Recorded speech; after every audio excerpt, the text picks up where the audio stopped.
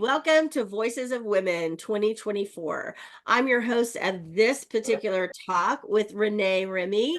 I'm Jennifer Takagi, and Renee is going to talk to us today about a good death.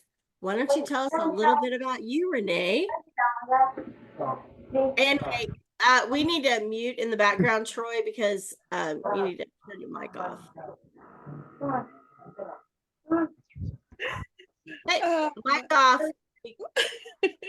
Let's see. I wonder if I can turn it off. I can't. I think her mic is turned off now.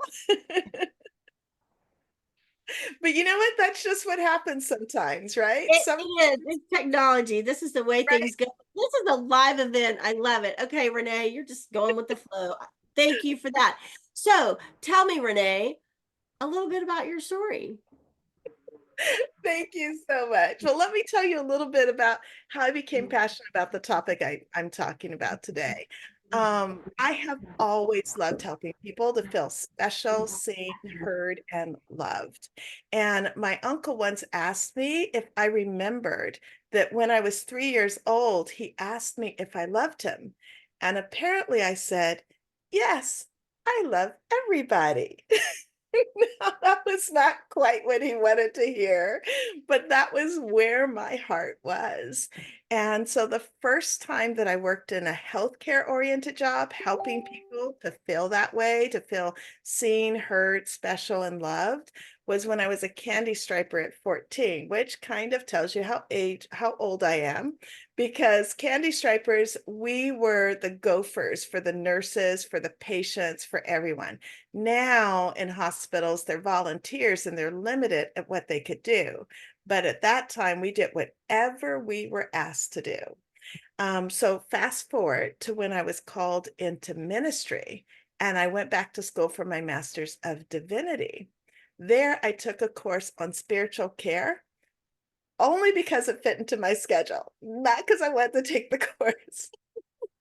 But by the end of this course, I knew I had found my calling to be a chaplain. So I went to do a residency in a hospital. And what I found there is I was caring for a lot of people who were dying. And I had a gift for being fully present for these people. And so it was a natural step for me to become a hospice chaplain. And so over my lifetime, I have seen death in many different scenarios. And while we cannot always choose when, where, or how we die, I discovered that there are some common threads to what makes a good death. Wow. Unfortunately, I have seen a lot of death. I've been around a lot of death, but I had no idea that there were any pieces to making it a good death. So why don't you tell us a little bit more about those things that you have come to learn? Well, I'd like to start by illustrating it with three stories. Is that okay? That'd be great.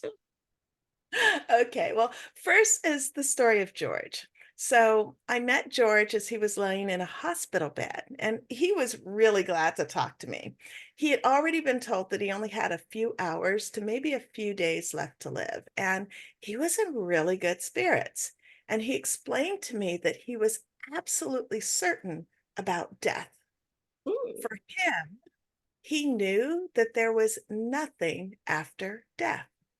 And he had complete conviction and certainty about that. And so for him, leaving a legacy meant living his best life, doing good works, and building great relationships. And so when he died a good death. Now, let me tell you about Billy. Billy was this avid San Francisco 49ers fan. If you're a 49ers fan, just go ahead, pop that in the chat. Anyway, so Billy had 49ers memorabilia and swag all over their home. And my favorite were the little bobbleheads, this little, right? Well, Billy had worked their whole life as a nurse and really understood death. So Billy decided to pick out a care facility at the end of their days because they'd been given a terminal diagnosis. And what they did is they connected with their friends. They gave all of their stuff away, except for some special 49ers memorabilia that they wanted to keep in their room, like the little bobbleheads. And then they moved into the care facility and they communicated that they had one more dream. And that dream was to tour the 49ers' new Levi Stadium and meet some of the 49ers in person. And the Make a Wish Foundation made that dream come true. So Billy died with pictures in their room and a smile on their heart. A good death. That's beautiful. Let me tell you about Lily Mae. Lily Mae was bedridden and she required 24/7 care. And she was in a world of pain. And when I met her, the nurses and the doctors, they had only been able to get her pain from like a 10 out of 10 down to like a 7 out of 10. Mm. Not a big decrease, but it was better than none at all. So she lived in this constant physical agony. But despite this never-ending pain, she always had a smile on her face and a word of encouragement for me. And she was certain of what was next for her, heaven. So I played gospel music, not allowed to sing, so I didn't sing, but I played gospel music and we read scripture and we prayed. And she always prayed over me. She always spoke life into me. She always spoke hope into me. And she always encouraged me. And I always knew that her pain was really strong. But despite that, right, she was never angry. She was never nasty, short-tempered, right? Like we have so many people that get sick and her and it's like, go away, right? You know, but she was never that, right? So to the very end, she lived her purpose, which is to encourage others. And she lived with purpose, which is to love her God. And she had faith that the pain in her body, in her physical body, would one day end. And I believe that if you could ask her today, she would tell you that she died a good death. Wow. So, three very different experiences, three very different versions of what a good death is. So, do you have any suggestions on, I don't know how to ask this, like how we can choose what kind of good death we want to have? I mean, I'm just thinking you're going to help guide me down that path. I'd be happy to help guide you down that path. I mean, Because in a long time, like in a very long time. well, I actually believe that if you want to have a good death, you start now, right? And there are three things that you can start doing right now in order to have a good death. So the first one, and for some people, this takes a while. For others, they're already there. But the first one is you need to accept that death is a part of the cycle of life. My grandkids the other day just naturally brought up the subject of death at dinner the other day. And they're like, oh, yeah, everyone's born, everyone dies, like no issues, total cycle of life, right? And I was just like, wow, I haven't even talked to them about it, but they understood that already. For George, death was nothingness. For Billy, it was completion. And for Lily Mae, it was heaven. So, first of all, be absolutely certain what death means for you, what it holds for you. Because when you know that with certainty, you can enter death with peace and calmness of spirit. Here's the second thing. The second thing is to decide what living life to the fullest means to you and keep doing it, right? So Billy made their dream come true. Lily Mae continued to encourage young people like me. She thought I was young. I felt good about that. And George left a legacy of good works. And I remember that I worked with this one patient who just wanted to play 21 until the day he died. And so I played 21 with him on every single visit. He beat me on every single visit, and we played up until the last day of his life. And he died a good death. Wow. Number Wow. Okay. number 3 is manage your mindset. I am certain that Lily May did not learn to suffer that kind of pain that she experienced when she became bedridden.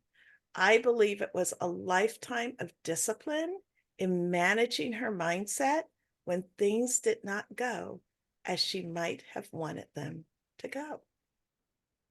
And that's the third thing. And we can probably take all of this into our everyday life and how we live our life.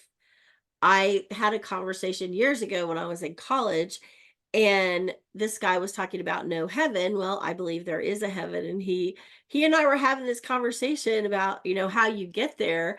And I said, well, you have to believe, in my humble opinion, but it's a matter of how you live your life every day. Like, what are you going to choose? Because we have choices every day. And I love that in our deaths as well as our lives, we have choices on understanding and accepting death's a part of life, decide what living my life to the fullest is, because we all have different interpretations of that. Oh my gosh.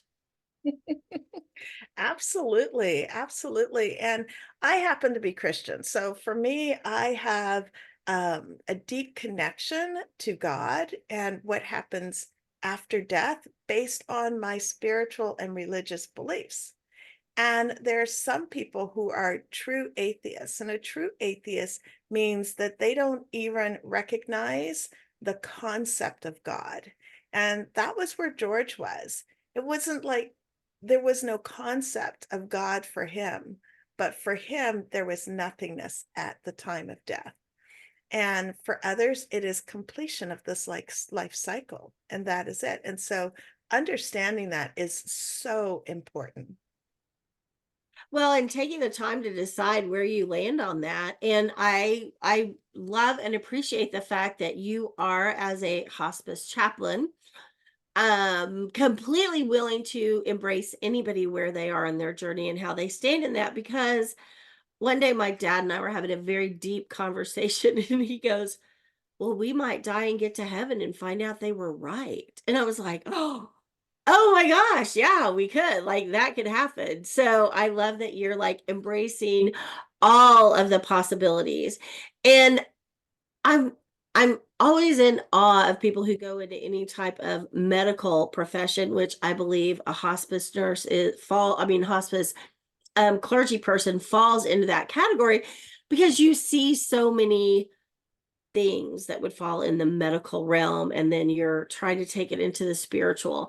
So as you became more in tune with your gifts of helping people along their path, you've given us so many awesome things.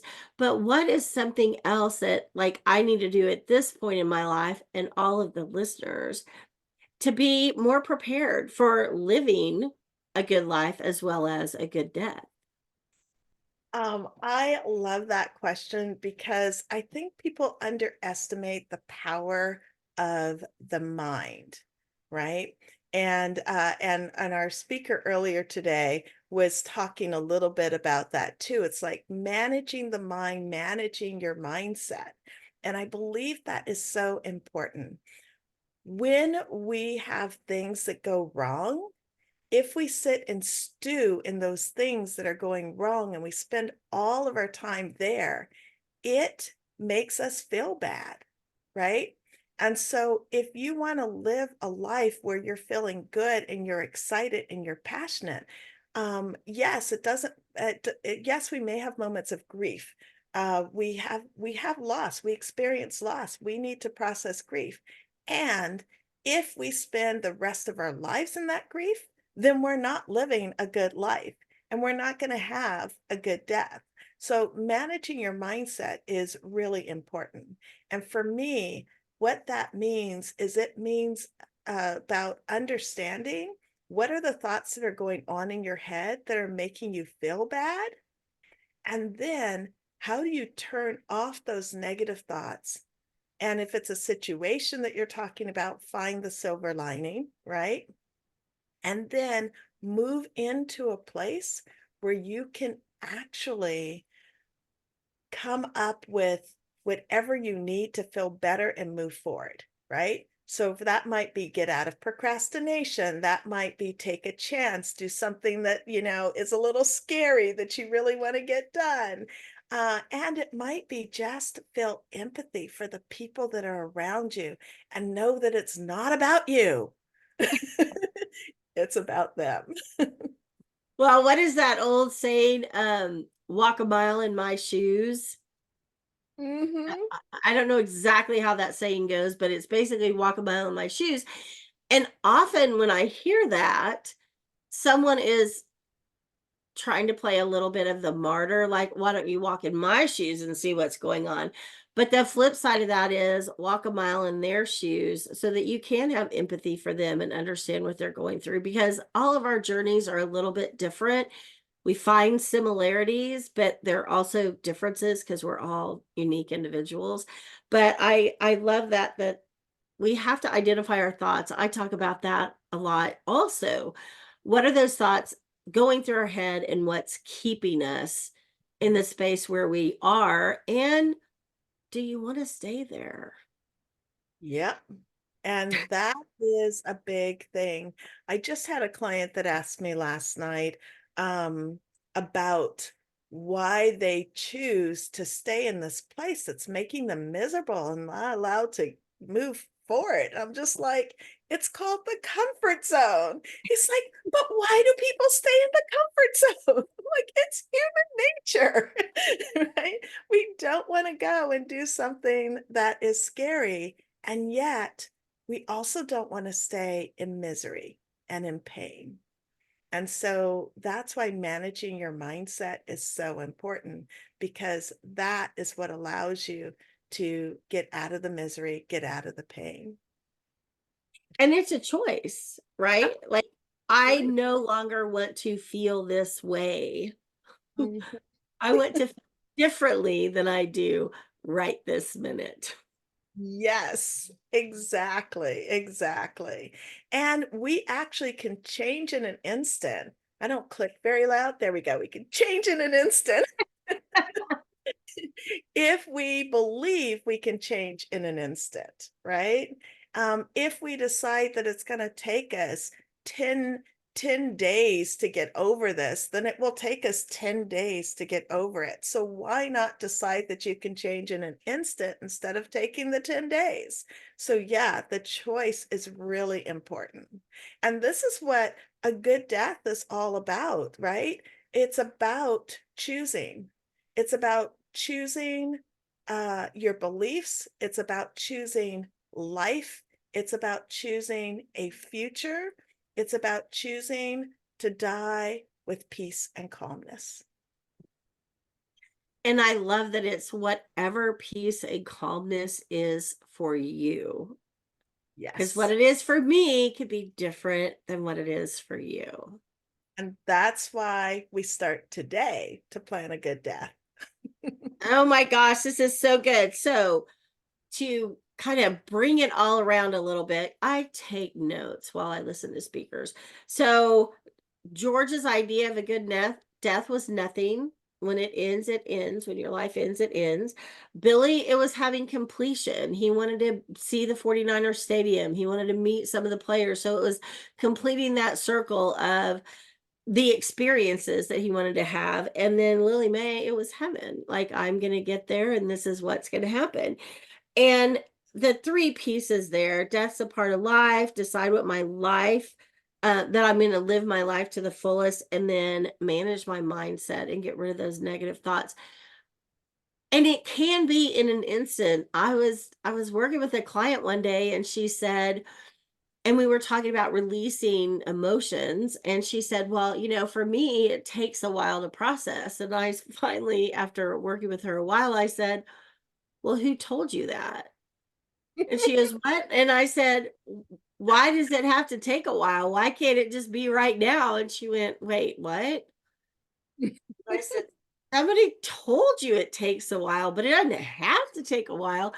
When I talked to her in our next session, she was like, man, that was like life changing. I just really had believed everything took a long time. It can, it doesn't have to. Doesn't have to. Yeah, I know you're going to ask me about this, but I have to say this now because you're talking about it. So I have a free gift, right? And in my free gift, I talk about a simple way in 30 seconds in which you can change that around. You don't have to take forever. And so that gift is for you to start managing your mindset now and not wait. So feel free to download it. Oh, I love it. And I see that Troy on the team has already dropped it in the chat. Awesome. So if somebody would go ahead and grab that gift and then put I got it in the chat to make sure all the links work. Every now and then links don't work quite right. Thank you for that. Reminding me of that. And so as we're closing up, our next speaker, let me see who is on our amazing track 4. Sherelle Morris is going to talk about quick stress relief for women in business. Oh my gosh, that's awesome. Thanks, Troy. He put, I got it. Someone says the link was not working for her. So that's good to know. So if the link didn't work for you, email support@voicesofwomensummit.com and say, I want Renee's gift. And they will get, oh, now Sherelle says she got it. Several people said that it worked for them. So that's awesome. So as we wrap up our time together, Renee, this has been so helpful. Things I would have loved to have known back when I was with my parents, my mother-in-law, blah, blah, blah. The list goes on. And I could have maybe, helped usher them in a little differently. What are your final thoughts for our audience? Oh, thank you for this moment to say that. For me, I really believe that the very first thing you need to do is get absolutely clear on your relationship to life and death, whether it is God or no God. Get clear on that because that will help you move forward in terms of all the rest of your life. And then when you put on top of that the ability to manage your mindset, which getting clear on your relationship to life and death helps you do, you can easily live your life to the fullest. And you too can have a good death. Renee, this has been amazing. Thank you so much for your time. Thank you, team, for getting us all up and running. It has been an honor and a pleasure. Thanks, Renee. Thank you so much, Jennifer. It's been such a pleasure to see you again and to be interviewed by you today. And Troy, thanks for all your work in the background. And it's Thank great. you. Wow. That was another amazing session. Dallas, we hope you enjoyed it as well. If you haven't already upgraded to VIP, now is the time. Grab all the recordings of all of the talks and VIP gifts worth thousands of dollars. For any questions or concerns, please email our support line at support@voicesofwomensummit.com. We will be back in a few moments with our next amazing speaker.